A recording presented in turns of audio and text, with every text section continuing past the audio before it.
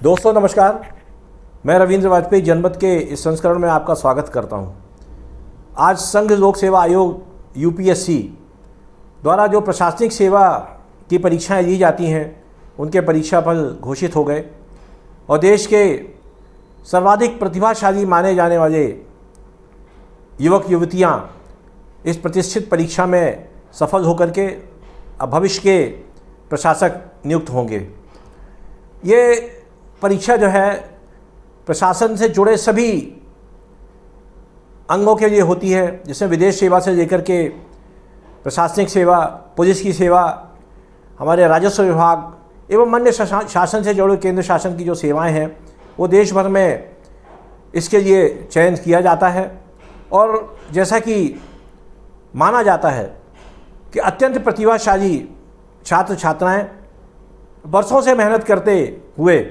अंततः इस परीक्षा को पास करते हैं और वे ही देश के भावी प्रशासक होते हैं। इस परीक्षा में उत्तीर्ण हुए जितने भी प्रतिभागी हैं उन सब के प्रति मैं शुभकामनाएं व्यक्त करता हूं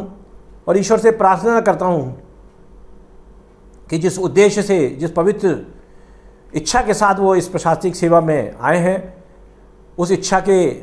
अनुरूप वो जनसेवा करेंगे और एक स्वच्छ और स्वस्थ प्रशासन इस देश को भविष्य में देंगे। यह परीक्षाएं प्रतिवर्ष समय पर होती हैं और समय पर इनके परीक्षा फल भी आते हैं। कभी कभी एक अपवाद छोड़ दिया जाए तो इनकी परीक्षा होने की तिथि या परीक्षा फल आने में कुछ व्यवधान हुआ हो, अन्यथा ये परीक्षाएं जो हैं ये निर्बाध रूप से संपन्न होती हैं। और इसका ये कारण ये भी है कि प्रशासनिक ढांचा जो है उसको हम रिक्त नहीं रख सकते। अभी भी हमारे देश में प्रशासन हो, चाहे न्यायपालिका हो, यहाँ तक कि सेना, उसमें भी बहुत बड़ी तादाद में पद जो हैं रिक्त पड़े हैं। हमारे विश्वविद्यालयों में शिक्षक नहीं हैं,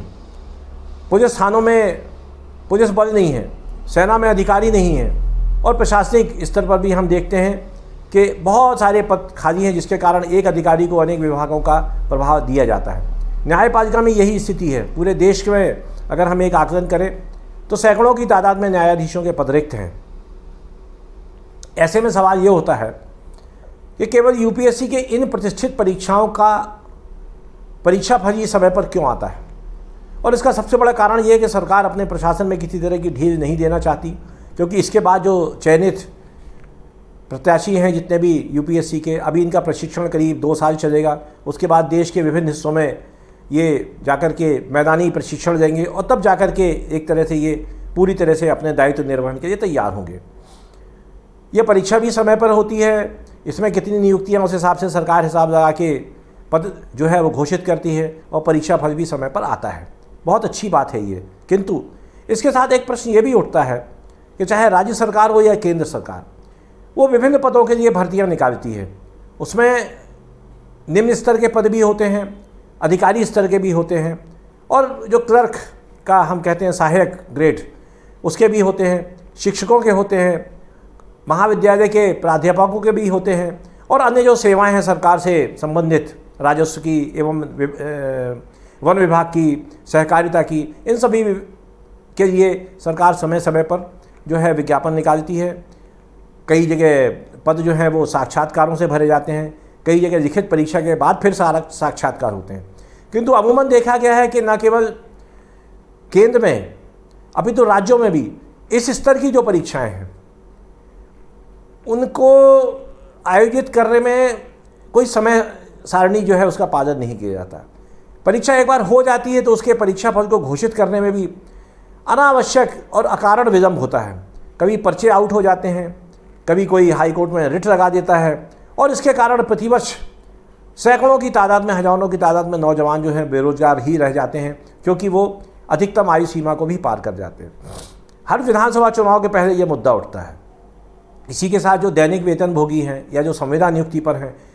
उन कर्मचारियों को नौकरी उनकी जो है स्थायी करने के मामले में भी सरकार ने बड़ी कोताही बरतती है। इसके कारण से हमारे देश के पढ़े लिखे नौजवानों में बहुत बड़ी मात्रा में असंतोष व्याप्त है। और ये कहना भी गलत नहीं है कि कई बार जो अप्रिय घटनाएं होती हैं हिंसा की, उसके पीछे ये भी बड़ा कारण है बेरोजगारी का। अभी हाल ही में उत्तर प्रदेश के जब चुनाव हुए तो ये मुद्दा बहुत बड़ी मात्रा में उठा बेरोजगारी का, और उसका कारण ये है कि वहाँ विभिन्न इस तरह की परीक्षाएं हैं जो संपन्न हो गई तो परीक्षा फल नहीं आए, या परीक्षा ही नहीं हो पाई कि ना किसी कारण से कहीं पर्चा लीक हो गया, कहीं और कोई व्यवधान आ गया। तो मुझे लगता है कि हमारे देश में यदि हम प्रशासनिक व्यवस्था को पूरी तरह से सुदृढ़ करना चाहते हैं, मजबूत करना चाहते हैं और सुचारू करना चाहते हैं, तो फिर हमें इस तरह के परीक्षा लेने में और उसका परिणाम घोषित करने में विलंब नहीं करना चाहिए। क्योंकि निश्चित रूप से भले ही हम सोचें कि हम down sizing of the government कर रहे हैं, पर उसके लिए भी एक योजना तय होना चाहिए कि अब हम इतने ही पद रखेंगे। क्योंकि व्यर्थ में बेरोजगारों को एक दिलासा देते रहने का कि हम रोज़गार के लिए प्रयास कर रहे हैं, इतने रोज़गार सृजन होंगे, ये होगा वो होगा, उससे मुझे लगता है कि वो बेचारे असमंजस में बने रहते हैं, एक अनिश्चितता में झूरते रहते हैं और उससे उनका भविष्य चौपट होता है। और सबसे बड़ी बात यह है कि उनके मन में एक नैराश्य पैदा होता है। तो यूपीएससी की तरह एक हमारा जो भर्ती की प्रक्रिया है, मुझे लगता है कि इसका एक ऐसा तंत्र विकसित देश में करना चाहिए जिसमें कि जो त्रुटि रहित हो, समय पर परीक्षाएं हों, सभी पर समय पर उनके परीक्षा फल घोषित हों, यदि साक्षात्कार होने तो वो भी समय पर हों, और साक्षात्कार समय पर होने के बाद जो अंतिम परिणाम है वो भी समय पर घोषित हों, जिससे कि उन चयनित परीक्षार्थियों को हम समय पर नियुक्तियां दे सकें और प्रशासन शासन का काम ठीक से चल सके। इस बारे में मैं अतीत में भी ये कह चुका हूँ, जब हमारे देश में कोई जनप्रतिनिधि पद पर नहीं रहता है, चाहे वो विधायक सांसद अपने पद से इस्तीफा दे दे या उसकी मृत्यु हो जाए या अन्य किसी तकनीकी कारण से या कानूनी पचड़े में फंस करके उसका पद रिक्त हो जाए, तो फिर एक संवैधानिक प्रक्रिया है कि 6 माह के अंदर अंदर वो पद भरा जाना चाहिए। असामान्य परिस्थितियों में ही ऐसा होता है, अन्यथा 6 माह के भीतर वो पद भरना एक तरह की संवैधानिक अनिवार्यता है। आप सबको याद होगा कि मध्य प्रदेश में कोरोना काल के कारण से पंचायत और नगरीय निकायों के चुनाव बहुत लंबे समय से टलते आ रहे थे। आरक्षण की प्रक्रिया और उसको लेकर के जो तरीके अपनाए जा रहे थे, उससे कानूनी पेचीदगियाँ उत्पन्न हुई और मामला सुप्रीम कोर्ट तक जा पहुँचा। अंततोगत्वा सर्वोच्च न्यायालय ने मध्य प्रदेश सरकार को इस बात के लिए बाध्य किया कि आप चाहे ओबीसी का जिस आरक्षण को आप करना चाह रहे हैं वो हो या ना हो, किंतु अब चुनाव टालना संभव नहीं है, क्योंकि ये लोगों के मौलिक अधिकारों का हनन है और लिहाजा मध्य प्रदेश सरकार को चुनाव कराने के लिए बाध्य होना पड़ा। तो मुझे लगता है इसी तरह से जो सरकारी नौकरियों में, चाहे वो भृत्य का पद हो या फिर वो आईएएस का पद हो, यदि वो रिक्त है और उसकी रिक्ति भरना सरकार के लिए आवश्यक है, तो फिर उसको टालना जो है ये एक तरह से उन सभी बेरोजगारों के प्रति अन्याय है जो पढ़ने लिखने के बाद अपने भविष्य को संवारने की आशा जो है वो संजो करके बैठे हुए हैं। उनके अभिभावक भी इस उम्मीद में रहते हैं कि हमारा बेटा या हमारी बेटी पढ़ने लिखने के बाद अपना कैरियर बनाएगी, सरकारी नौकरी में जाएगी और अपने घर का संचालन करेगी। तो आज जो यूपीएससी की परीक्षा में जो भी अभ्यर्थी सफल हुए हैं उनको एक बार पुनः बधाई, और उसके साथ साथ हमारे देश की सरकार चलाने वालों को, चाहे वो केंद्र के हों चाहे राज्य के हों, मैं अनुरोध करना चाहूँगा